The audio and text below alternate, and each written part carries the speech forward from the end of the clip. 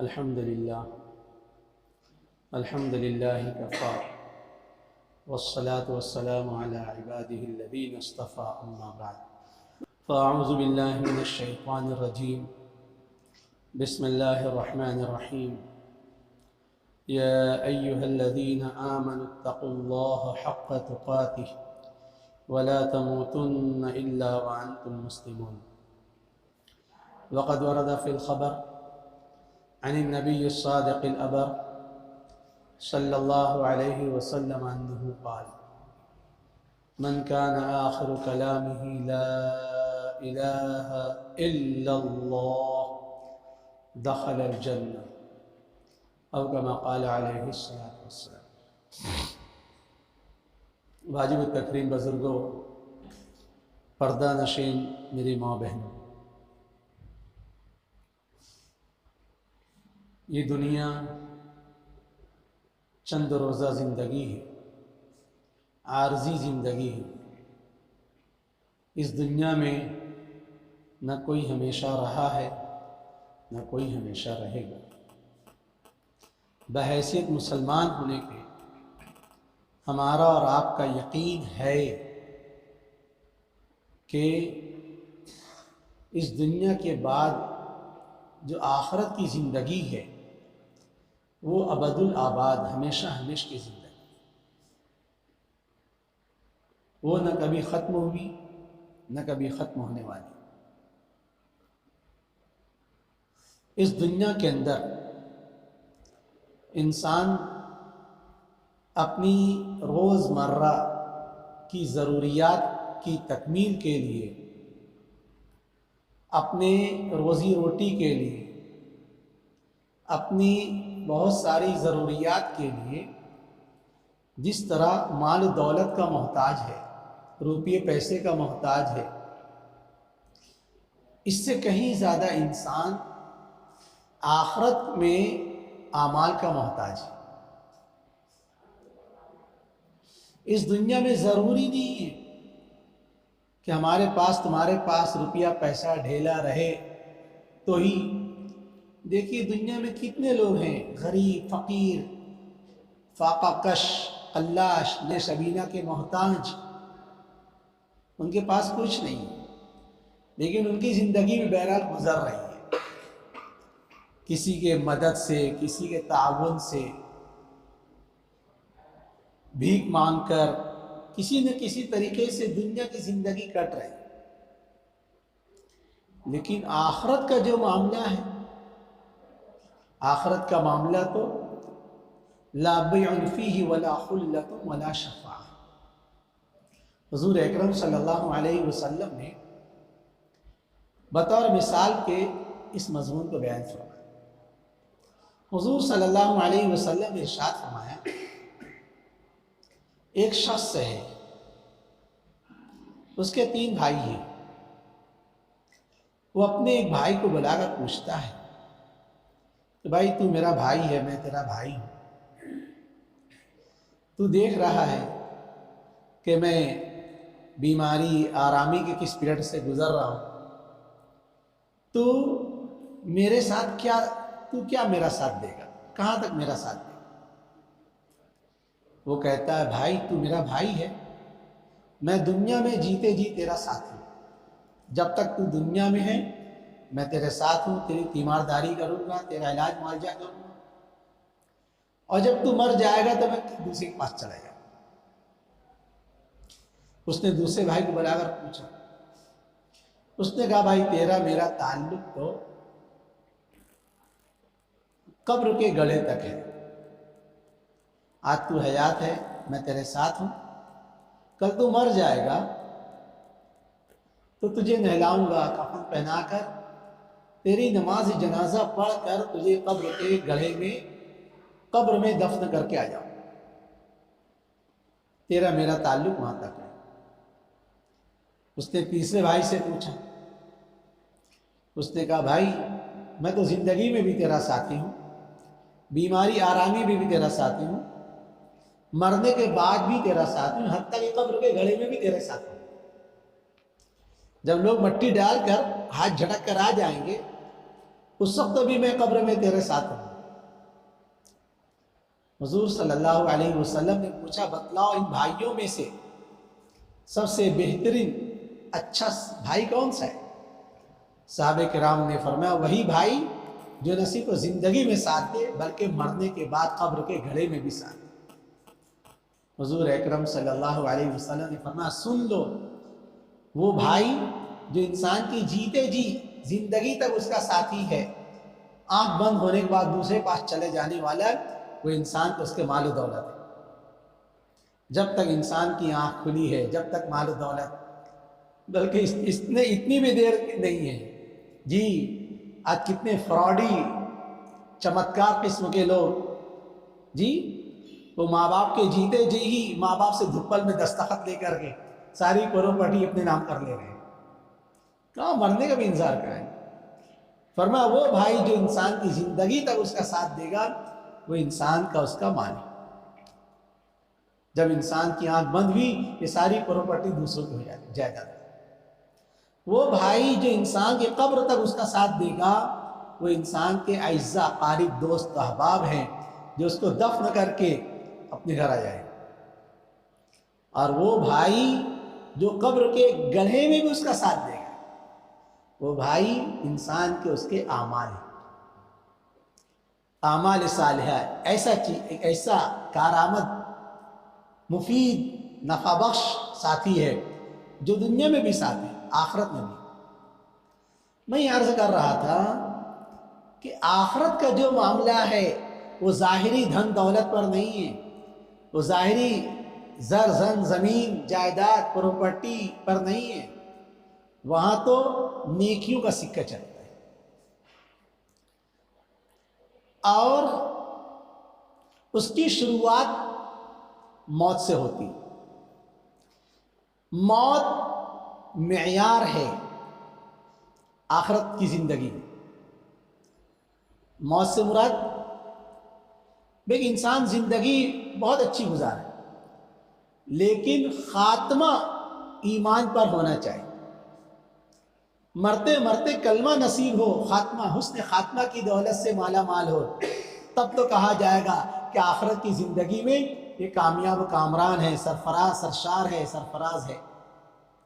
اور دنیا کی زندگی تو بہت امن چمن کے ساتھ گزری، بہت حشاس بشاس، لیکن افسوس اگر خدا نہ خواستہ مرتے مرتے ایمان کی دولت ساتھ نہیں رہی، ایمان کی دولت ختم ہو گئی تو خسرت دنیا والآخرہ، دنیا بھی اور آخرت بھی خسارے میں رہے۔ اسی کو کہتے ہیں حسن خاتمہ، خاتمے کی فکر۔ ہر ایمان والے کو حسن خاتمے کی فکر ہونی چاہیے۔ دیکھیے ہم اور آپ، حضرت یوسف علیہ السلام خود نبی ہیں، حضرت یوسف علیہ السلام خود نبی ہیں، ان کے ابا یعقوب نبی ہیں، ان کے ابا اسحاق نبی ہیں، اور ان کے ابا ابراہیم نبی ہیں۔ نبیوں کے خاندان ہیں،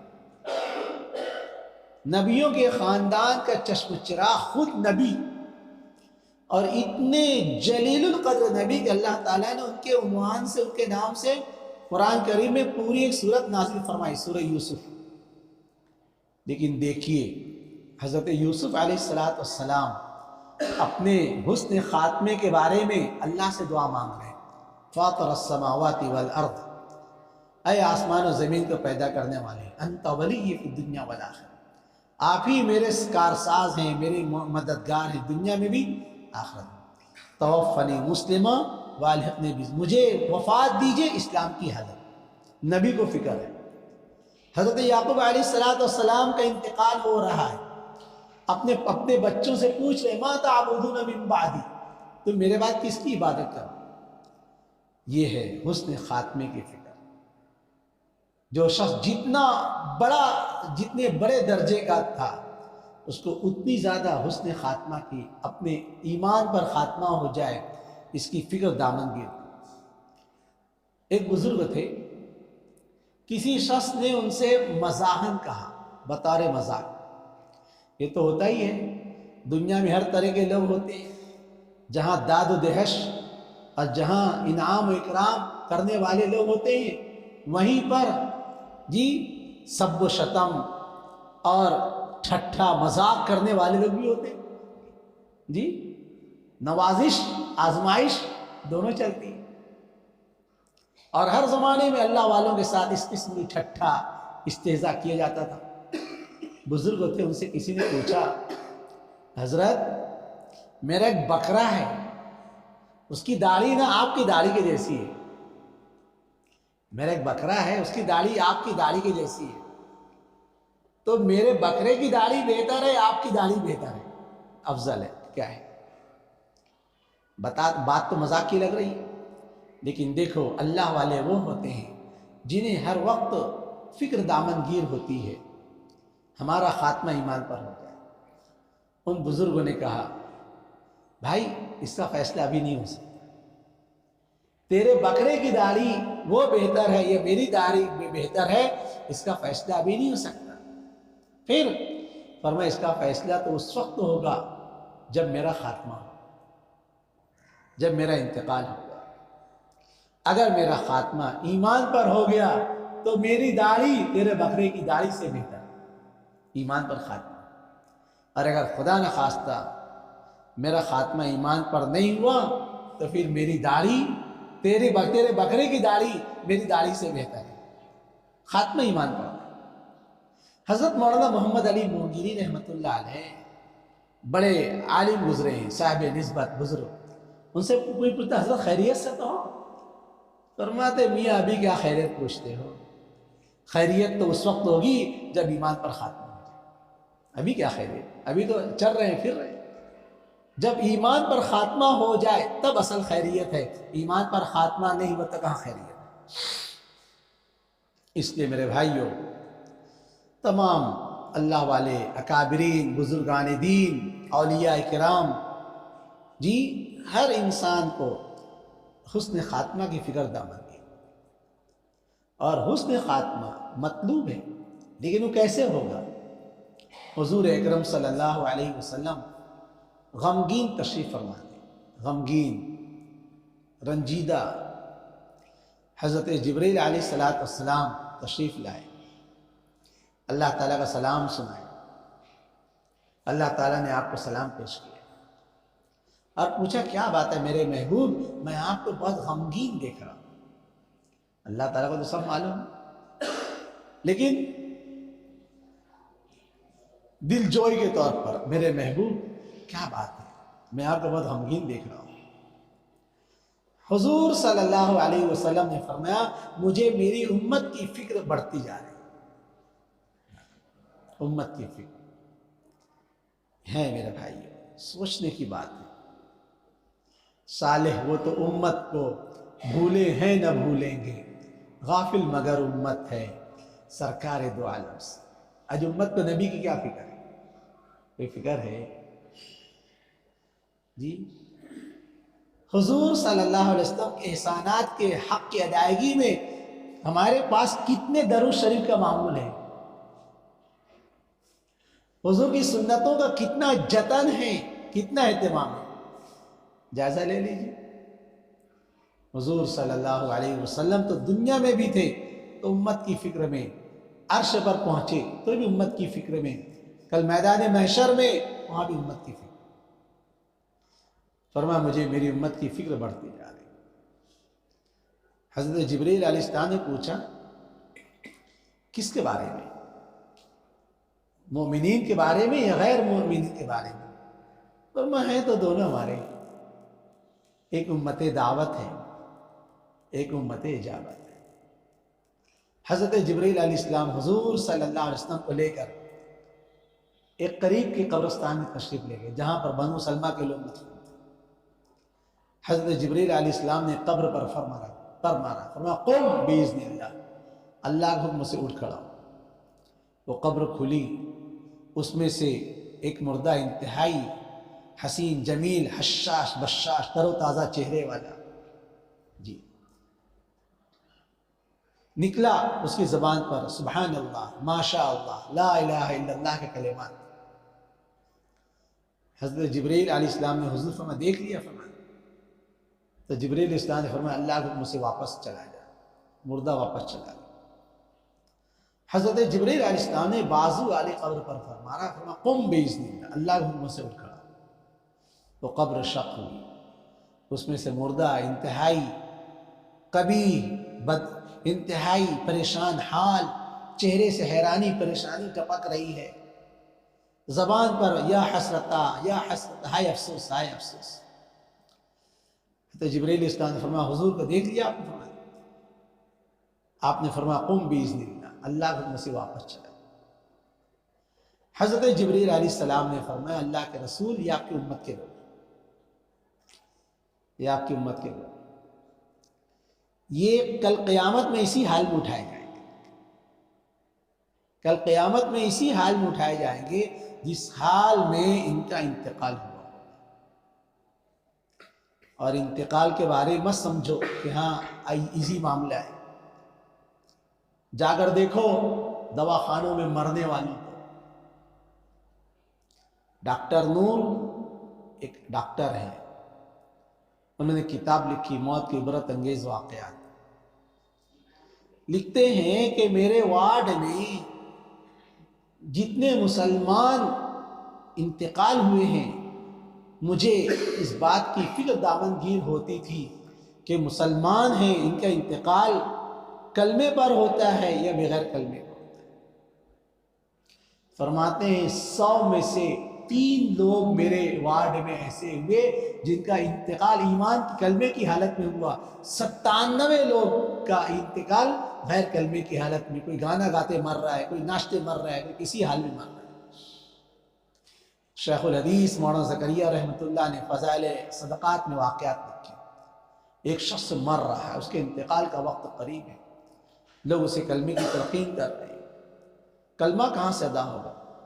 وہ کہہ رہا ہے تو بھی پی مجھے بھی پلا، تو بھی پی مجھے بھی پلا۔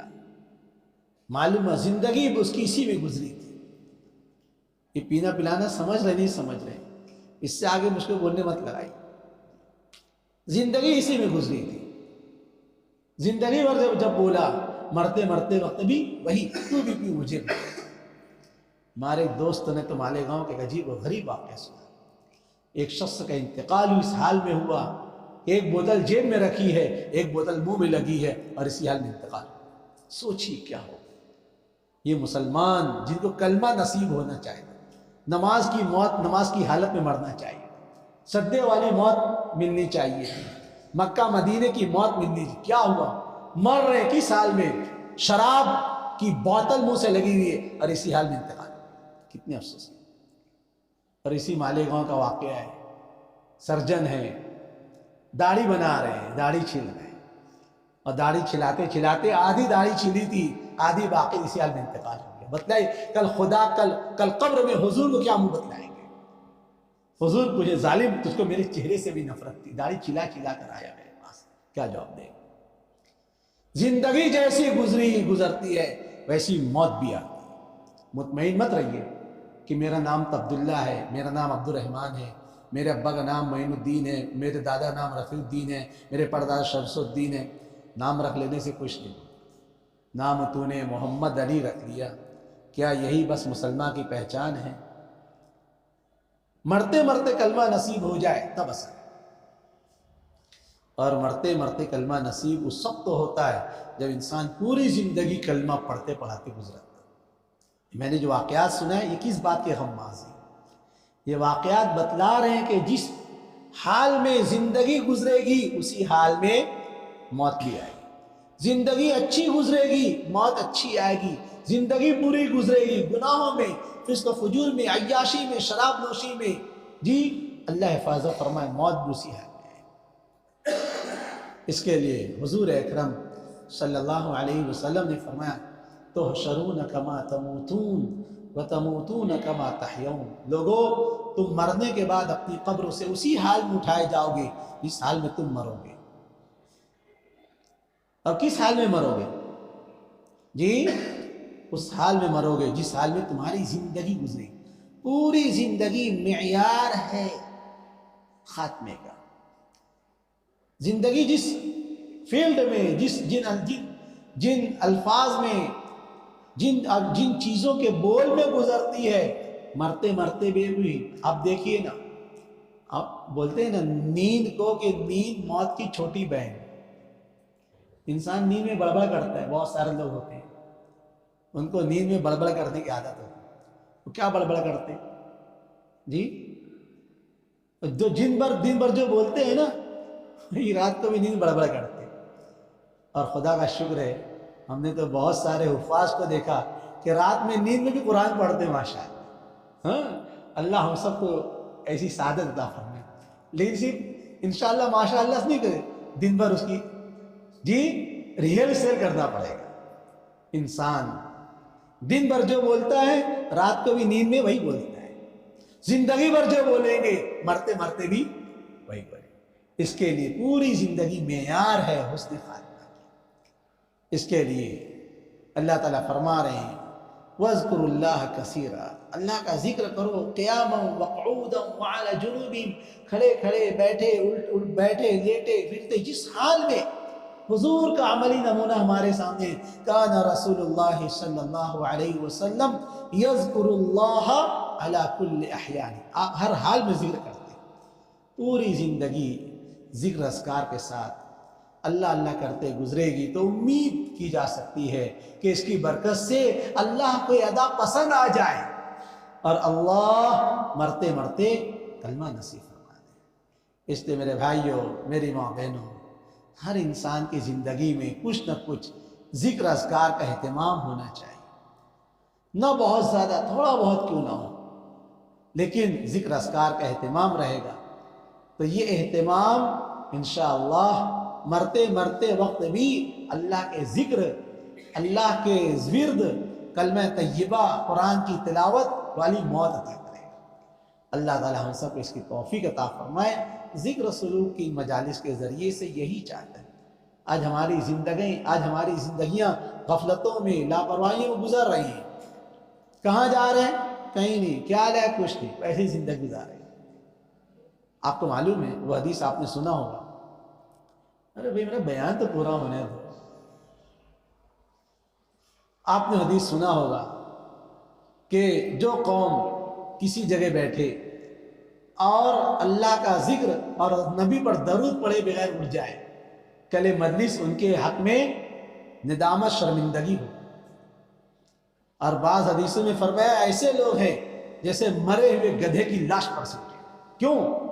دنیا کی خبریں، دنیا کے تبصرے، دنیا کی باتوں پر ڈیسیزن نہیں ہے، اللہ کا ذکر نہیں ہے. حضور پر درود. کوئی زندگی اس کے لیے دنیا کا بھی تقاضا یہی ہے کہ انسان کچھ نہ کچھ اللہ اللہ کرنے کا اہتمام کرے.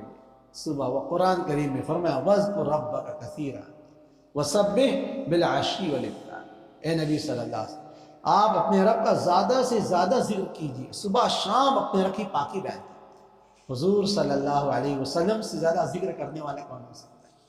لیکن حضور صلی اللہ علیہ وسلم فرماتے ہیں میں فجر کی نماز کے بعد ایسی جماعت کے ساتھ بیٹھوں جو سورج نکلنے تک اللہ کے ذکر میں مشغول رہے، یہ مجھے دنیا کی تمام چیزوں سے زیادہ محبوب پسندیدہ ہے. سوچیے حضور کو ایک چیز پسندیدہ ہے اور ہمیں وہ چیز پسند ہی نہیں ہے، ہمیں سمجھ ہی نہیں آ رہی. ہاں تو پھر حضور سے مناسبت کیسے ہوگی؟ حضور کی اس سے محبت کیسے حاصل ہوگی؟ اس لیے اللہ تعالیٰ عمل کی توفیق عطا فرمائے. اللہ